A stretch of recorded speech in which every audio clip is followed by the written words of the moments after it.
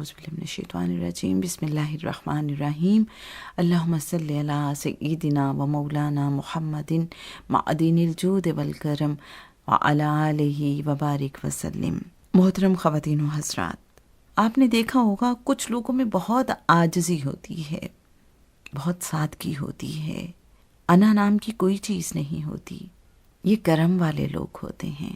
کبھی آپ نے سوچا کہ کیسے پتہ چلے گا کہ یہ کرم والے لوگ ہیں؟ اشفاق احمد صاحب بہت ہی کمال کے داستان گو تھے، بہت خوبصورت گفتگو کیا کرتے تھے اور ایسی گفتگو کے دل میں اتر جاتی تھی۔ وہ کہتے ہیں کہ جہاں تک میرا مشاہدہ ہے، جب بھی کوئی ایسا شخص دیکھا جس پر رب کا کرم تھا، اسے عاجز پایا، پوری عقل کے باوجود، بس سیدھا سا بندہ، بہت تیزی نہیں دکھائے گا، الجھائے گا نہیں، رستہ دے دے گا، بہت زیادہ غصہ نہیں کرے گا، سادہ بات کرے گا۔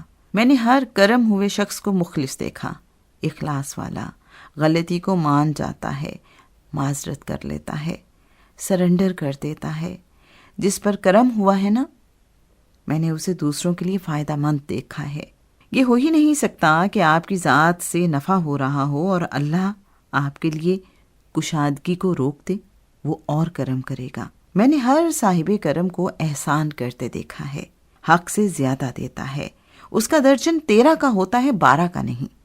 اللہ کے کرم کے پہیے کو چلانے کے لیے آپ بھی درجن 13 کا کرو اپنی زندگی میں۔ اپنی کمٹمنٹ سے تھوڑا زیادہ احسان کیا کرو، نہیں تو کیا ہوگا؟